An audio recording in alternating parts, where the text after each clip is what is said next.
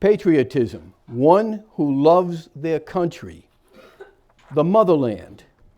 A mother gives life to her newborn, and a love and an attachment between them is a bond that is forever shared. There are great mothers, there are good mothers, and there are bad mothers. And the offspring, regardless of their circumstances, always have that inner, unbelievable affection for their mother. That same bond seems to be present in our love for our country in all of us. If each of you in this room were to be placed on trial to determine if you were a patriot, I firmly believe that all of you would be found innocent and patriots in good standing. How did we come to that?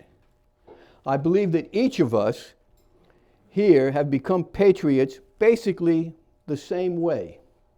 I will share my journey, which I bet is very similar to yours. On April 15th, 1945, I was born with only weeks left until the end of World War II. It was the last war where the entire nation was involved, and the war effort affected every citizen in this nation. I weighed 11 pounds when I was born, and my mother never let me forget it. I was always hungry, and all my relatives shared their food stamps, trying to keep me satisfied with my endless craving for food. Patriotism begins with families, sacrificing for each other, then community, state, and nation. When I began school, we started each day with the Pledge of Allegiance to our flag with 48 stars and no under God. This was followed with the Lord's Prayer. At this time, I became a Cub Scout. Between Scouts and Cub Scouts, I learned the basics of patriotism. A few years later, under a great patriot, President Eisenhower, we added 2 more stars to the flag and recognized that this nation needed to be thankful and to be guided by the hand of God. In school, we learned greater detail about the history of our nation. I was 11 and had become a Boy Scout. As a Scout, I earned 3 merit badges that were needed to become an Eagle. One was citizenship in the community, one was citizenship in the nation, and one was citizenship in the world. Later in life, I would teach these 3 merit badges for over 25 years. I would invite the Scouts' parents to join us in these sessions, and I found it most gratifying that when the Scouts were present or could not make it to the class, the parents would still come. In 1963, I entered college at the University of Rhode Island, a land-grant college. Therefore, all male students were required to enroll in the ROTC, Reserve Officer Training Program, for their first 2 years in college. Some schools were designated Army ROTC, which we were, while others were either Navy or Air Force.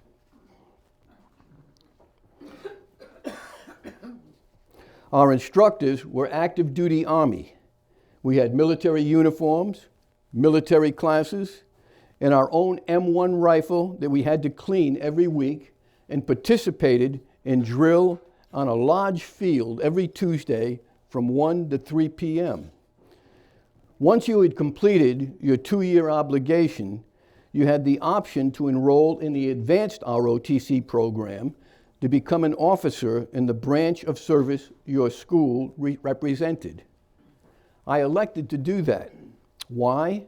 I determined that the Vietnam War was not going to go away, and if I had to go, I might as well go as an officer. As well as deep down in me, there was something that told me I had to do this. We still had a draft. Your number, the lower your number was, the greater your chance was that you were going to be called up. While going through the advanced ROTC program, the Army offered a new option. If you qualified physically and mentally, you could become a pilot. I was accepted into the program, and in my senior year, I would take my college classes in the morning, and in the afternoon, I would attend flight school and earned my private pilot's license to fly single-engine fixed-wing planes. In 1967, upon graduation, 66 of us were commissioned second lieutenants in the Army. 64 of them were assigned in the Army to branches such as the Finance Corps, Quartermaster Corps, Transportation Corps. Only 2 were assigned to the infantry, myself and one other. Also, that graduation day, I received a packet with the following orders. You'll report to Fort Benning, Georgia for Basic Officer Training School, then to Fort Walters, Texas for primary helicopter training, and then to Fort Hunter Stewart in Georgia for your final helicopter training. And on 1 December 1968, you'll be shipped to Vietnam. Well, at least I knew what I was going to be doing for the next 2 years. In Hancock County, 10%, 4,500 of our population are veterans. This is considerably higher than most counties in the country. The number of military deaths since the formation of this country is 1,200,000. Why war? Since the beginning of time, when conversation or political ability to impose one's desire upon another individual or nation is without success, confrontation has been the answer. A caveman came out of his cave and he stood in front of it and he looked to the left and he saw a river, and he looked to the right and he saw a mountain, and he said, I claim this land for my family and myself, and it will provide me with all the food and whatever I need to survive.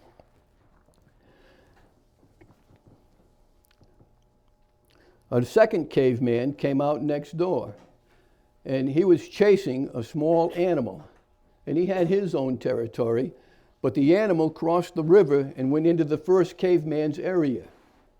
The two of them, they met and they had a conversation, and the two refused to respect each other's border. There is a fight, and one caveman beats the other into submission.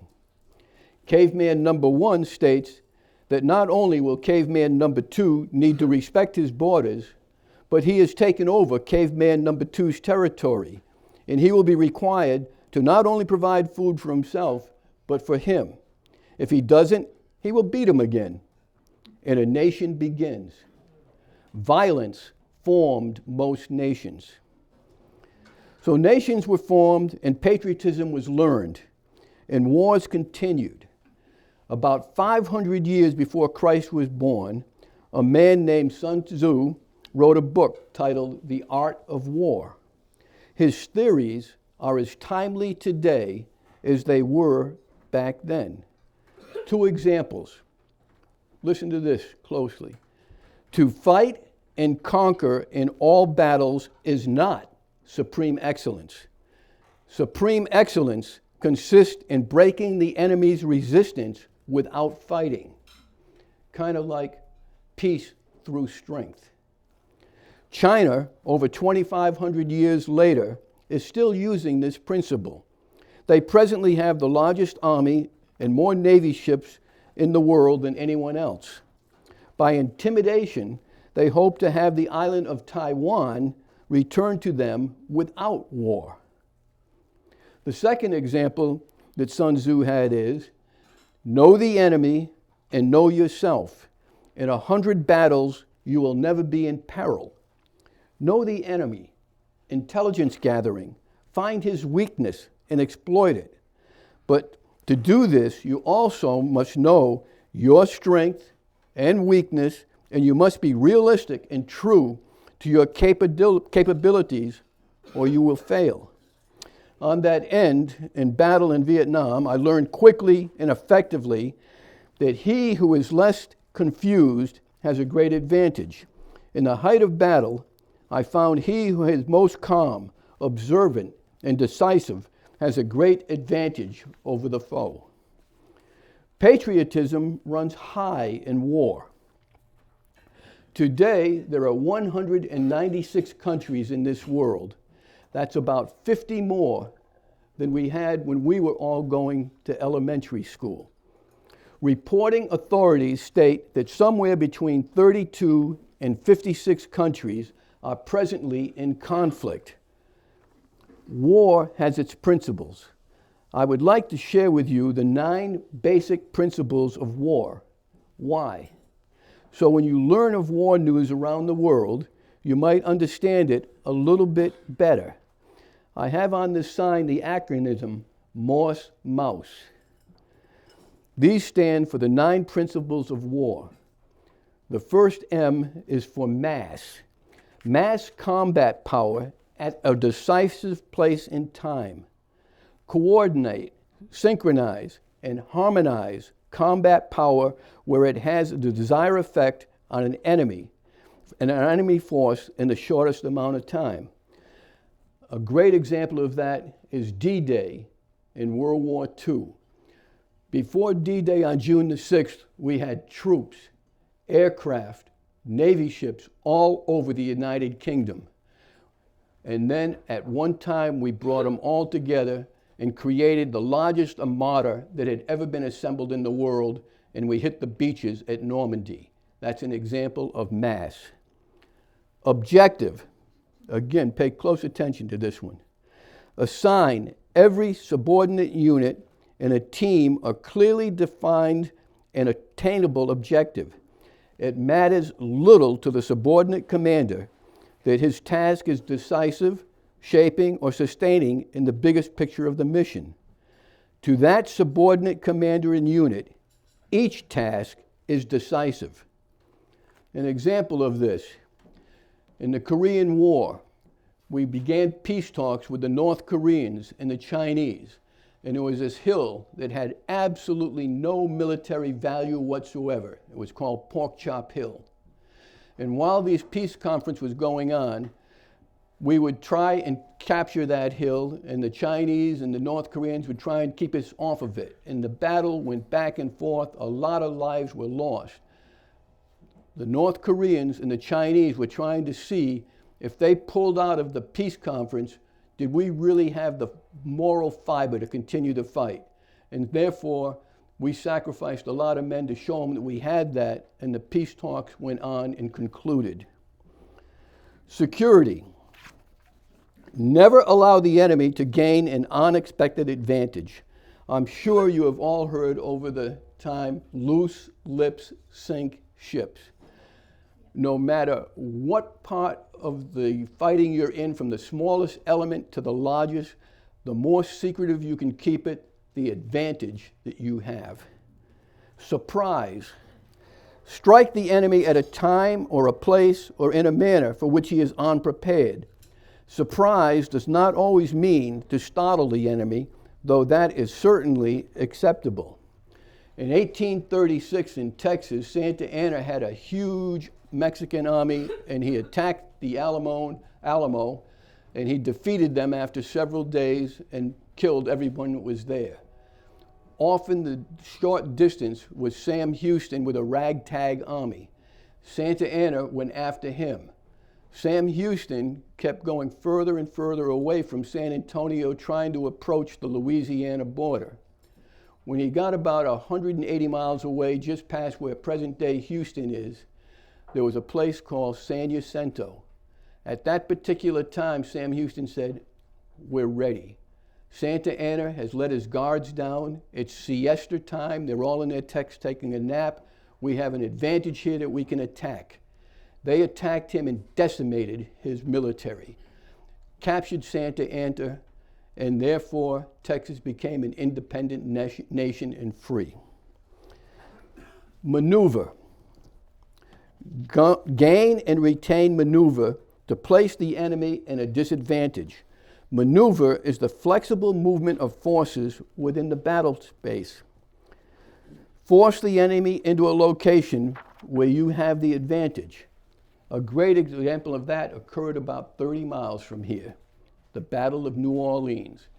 And Bay St. Louis here slowed down the British military with all their troops on their ships long enough to let General Jackson pick out where he wanted to do the fight on the battlefield in Chalmette. And because we slowed him down and did that, he was able to maneuver them in, and we all know how that battle turned out for the British. Offense. Gain and retain and exploit the initiative. Offensive action is the only way to impose our will upon an enemy. We defend only long enough to accumulate combat power, and we then immediately go on the offense again. Great example of this was probably the most famous general in World War II, General Patton. His belief was attack, attack, attack. Well, you can only attack as far as your logistics will take you. You got to have ammunition, you have to have food, you have to have all kinds of other supplies. And we couldn't keep up with what General Patton was doing, so they came up with a new thing called the Red Ball Express. And it was so fantastic that General Patton and the other generals could use it, and it's one of the reasons we were able to make it into Germany so fast. Unity of command. One commander for each operation. There can be only one. If you have more than one, you're setting yourself up for defeat. In World War II in Europe, General Eisenhower was the supreme commander. That meant he was in charge of all the Allied forces, armies, navy, and air power. Every final decision came to him, one commander. The same held true for MacArthur in the Pacific. He was in charge of everything there. Just a little side note, General MacArthur had not touched soil on the continental United States for 30 years. He was the man in Asia. Simplicity. We've all heard KISS. Keep it simple, stupid. Leaders must prepare clear and uncomplicated plans. Leaders must issue complete orders to ensure understanding. The great example of this is Napoleon. Napoleon kept with him a soldier with a third-grade education. Anytime he had to write a battle order, he would hand it to this man with the third-grade education, and if he could understand it and explain it back to him, he figured his generals had a pretty good shot they might be able to do it too. Economy of force, the last one. Focus the bulk of combat power at the decisive point of engagement. Safeguard this power greedily when allocating assets to shaping and sustaining the mission. The greatest example of economy of force in World War II was President Truman. When he decided that we would drop the atomic bombs on Hiroshima and Nagasaki, he ended up saving millions of lives on both sides. It had been determined that if we were going to go into the island of Japan with a military force, we were going to lose 1 million men, and Japan would probably lose 20 million at the minimum. And if the emperor, Hirohito, who was their god, had said, "You will fight till every last man, woman, and child is dead," you would have lost all the population of Japan. So by economy of force, we not only saved American lives, we saved Japanese lives. Patriotism around the world, just to talk about it. Every country, the people love their motherland, regardless of what the type of leadership is there.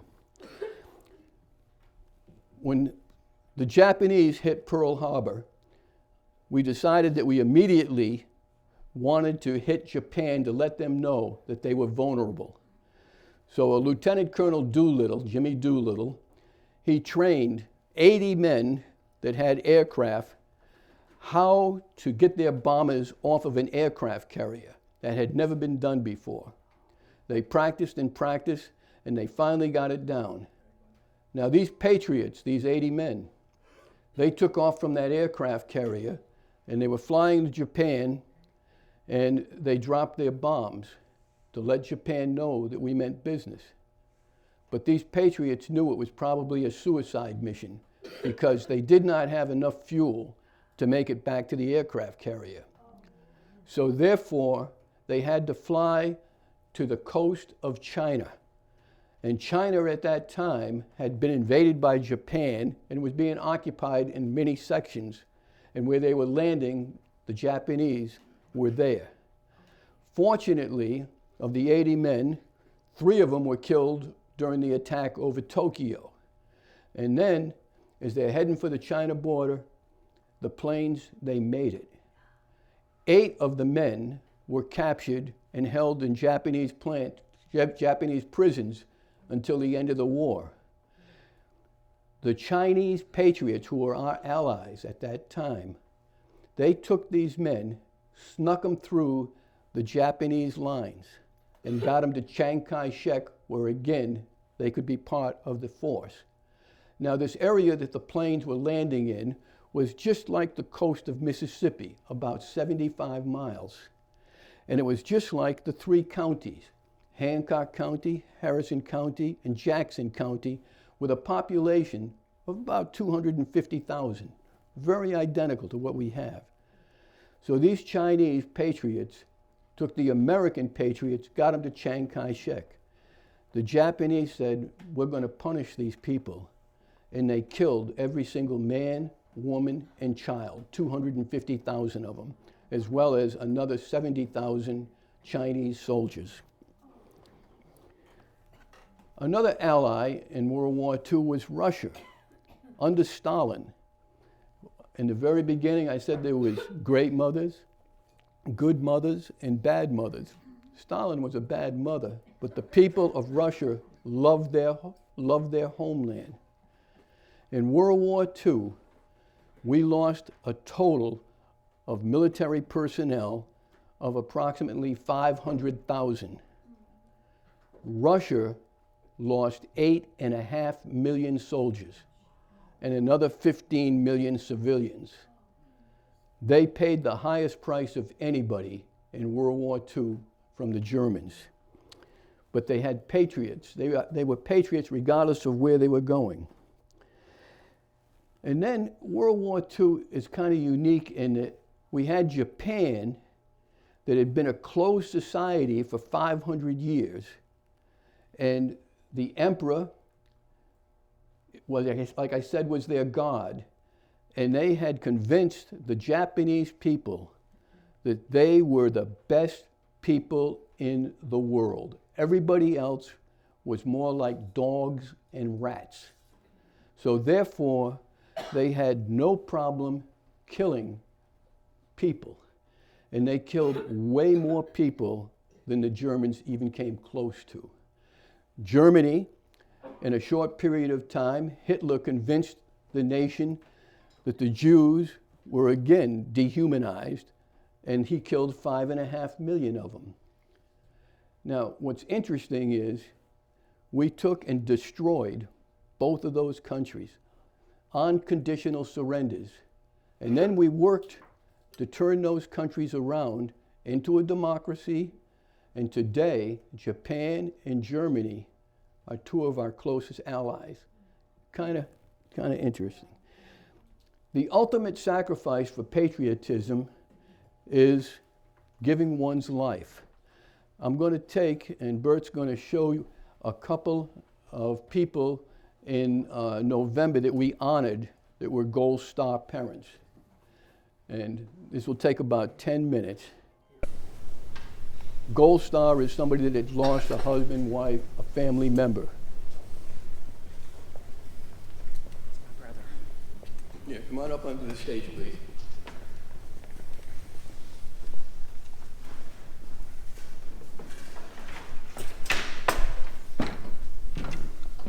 You're Linda? My pleasure. Thank you.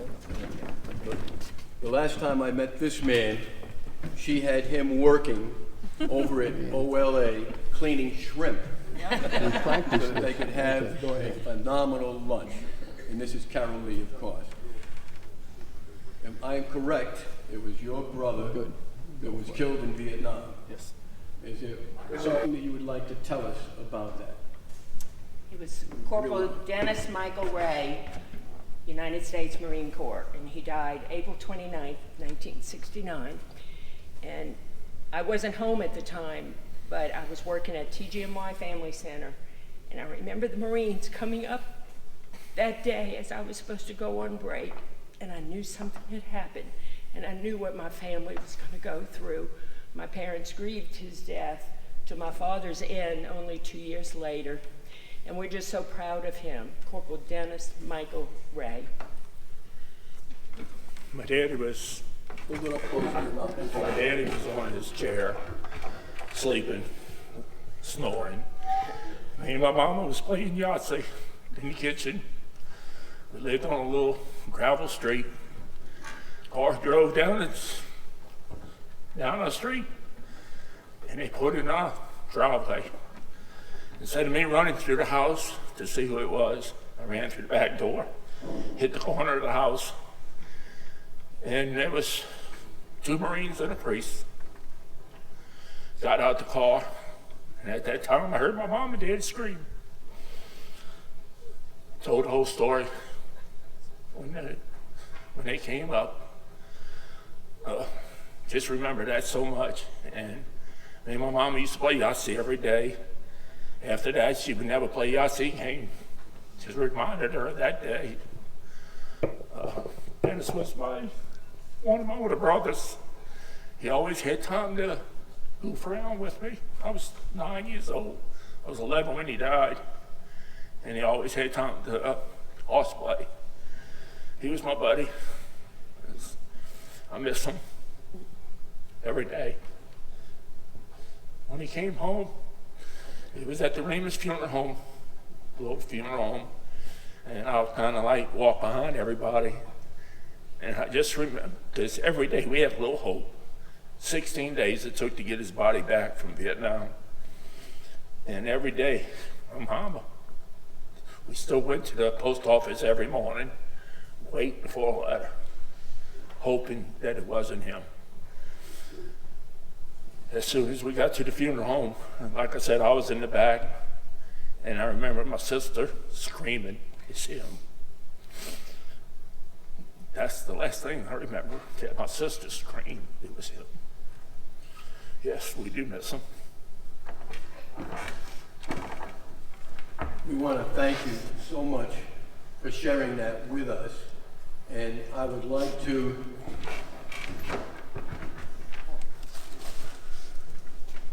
present to you Linda. Thank you so much. That's sweet. Thank you. You had a loss, life has gone on, and we must all enjoy the things that we can do together, but we must never forget. But we can also celebrate something here. Clyde, today is Linda's birthday. Oh. And she is 29 again.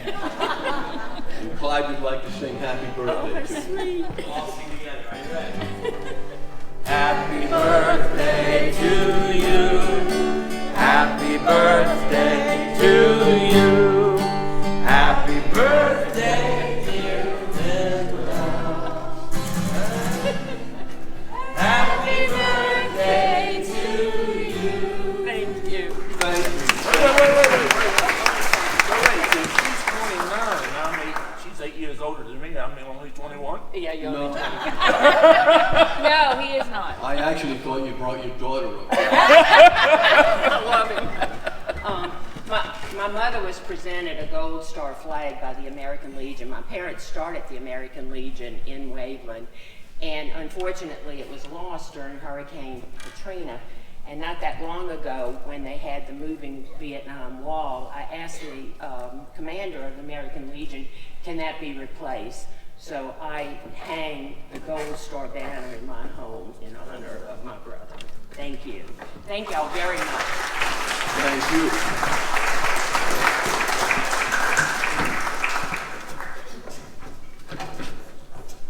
Linda said something, and I wasn't going to do this, but I'm going to take 1 minute and do it.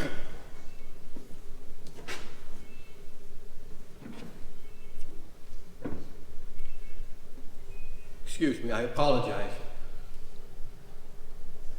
The Vietnam Wall came here a couple of years ago. And there I did a presentation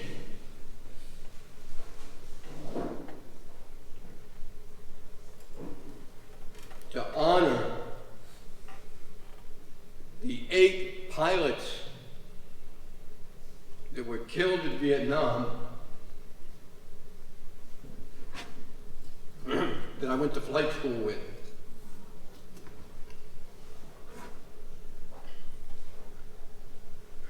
These young men came home in body bags.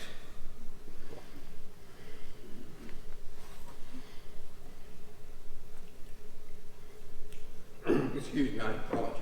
To a nation at that time that had a significant number of people displaying disdain for the military. Fortunately, these men did not suffer and witness these hostilities, but their families did.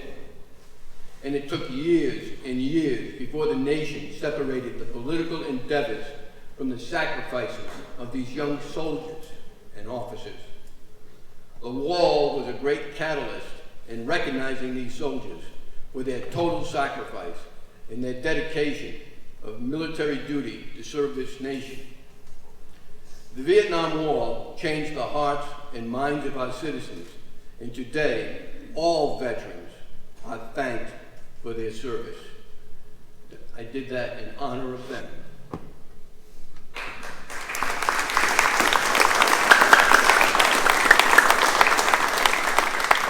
I'm now going to ask Denise Fricky if she would come up here. Denise, the only reason she gets to perform here is, number one, she's a friend of mine. Number two, you can never hurt her feelings. And number three, she's always fun to be with. But at this solemn moment, would you tell us something about your son, Luke? Luke was my baby. Luke was my baby, and he was killed when his vehicle went over an IED in Iraq. His body was so badly damaged we were never allowed to see it, which was hard, twice as hard. I also knew when he was killed. We were actually listening to the news at work, and we saw the report, and one of my coworkers looked at me and said, "Oh God." Even though they didn't release the names at that point, we just knew. And sure enough, about 2 o'clock in the morning, we get the call, and all I could say was, "Oh God, they killed my baby." That's all you can do. And so it took me a long time to learn to cope with it. But I also spent my life since then knowing that he died doing something he believed in. The boy was a real patriot. He went from being this pudgy, timid, withdrawn little kid to somebody who had a purpose in life. And he died doing what he wanted to do, which was looking out for other people. Not everybody gets to say that. And I always remind myself, he didn't die in a drive-by shooting. He didn't die of an overdose. He didn't get drunk and wreck his car. He didn't hurt anybody else. He died giving himself willingly, despite sometimes being afraid and everything else, with his brothers. And he considered them his brothers. So that's where I am with him. He was a big, goofy kid. Sir, I forgot your name, but he was about your size. A great, big, powerful man. And that's what I remember, this good kid that just did things for people, He used to tutor a boy that was failing high school because nobody had diagnosed his dyslexia. By the time my son was finished with him a year later, he was making B's and C's. That's the kind of heart he had. There is nothing that takes that away, just like there's nothing that will ever fully fill the hole in my heart. There's nothing you can do about that. But I didn't lose my baby to no purpose or leaving me no good memories or never having done anything that made a difference in the world. And I'm going to stop there because I'm going to start crying, and I don't want to do that. But when he and his brothers in arms died, I wrote a memorial poem for them, and I'm not going to tell you the whole thing, just the final verse, because I won't get through it. But the last stanza says, "Here lie heroes, plain folk of plain gifts, doing what had to be done, and one of them, he was my son." But I had this one teacher. Okay. Well, hold on a second. I had invited Denise to be here today, but she couldn't make it. But she is the kind of lady that the talk that she gave, I just find it just tremendous. By any chance, do we have any Gold Star families that are here with us today? Okay. Georgie, who in your family did you lose? My Uncle George. I was named after him. He was killed at 23 years old. He was a prisoner of war. He was on a Japanese POW ship going to one of the hell, I forgot what they call them, hell prisons, Right. whatever. And the Americans bombed the ship he was on. It wasn't marked at all. Right. The Americans couldn't help it. They did almost all get away, but they got away into the water, and most of them drowned. Only about 6 made it to land. Yeah, I'm familiar with that story. Yeah. Yeah. But he died, and my mom named me after him. All right. Thank you. I'm going to close with my buddy Red Skelton. Just about everybody, and you guys aren't old enough to know who Red Skelton is, and you guys aren't old enough to know who Red Skelton is, but he was a comedian, and he was big time when we were all growing up. And I would like you to hear Red Skelton give his Pledge of Allegiance to the United States. But I had this one teacher. He was the principal of the Harrison School in Vincennes, Indiana. To me, this was the greatest teacher, a real sage of my time, anyhow. He had such wisdom. And we were all reciting the Pledge of Allegiance one day. And he walked over, this little old teacher, Mr. Laswell was his name. Mr. Laswell.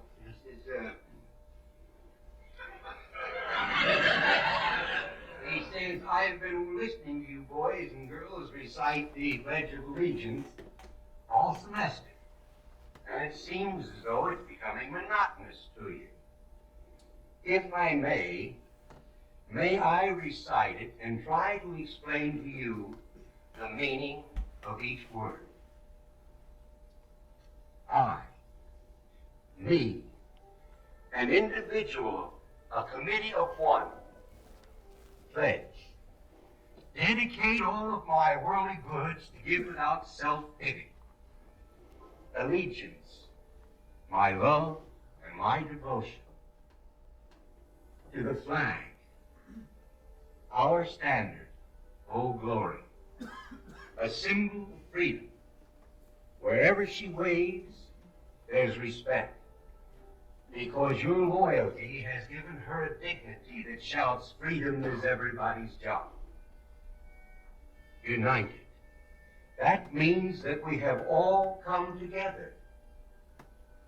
States, individual communities that have united into 48 great states. 48 individual communities with pride and dignity and purpose. All divided with imaginary boundaries, yet united to a common purpose. And that's love for country. And to the Republic, a state in which sovereign power is invested in representatives chosen by the people to govern. And government is the people. And it's from the people to the leaders, not from the leaders to the people, for which it stands. One nation, meaning so blessed by God, indivisible, incapable of being divided, with liberty, which is freedom, the right of power to live one's own life without threats, fear, or some sort of retaliation. And justice, the principle or qualities of dealing fairly with others. For all, which means, boys and girls, it's as much your country as it is mine. And now, boys and girls, let me hear you recite the Pledge of Allegiance. I pledge allegiance to the flag of the United States of America and to the republic for which it stands, one nation, indivisible, with liberty and justice for all. Since I was a small boy, 2 states have been added to our country, and 2 words have been added to the Pledge of Allegiance: under God. Wouldn't it be a pity if someone said that is a prayer, and that would be eliminated from school to school?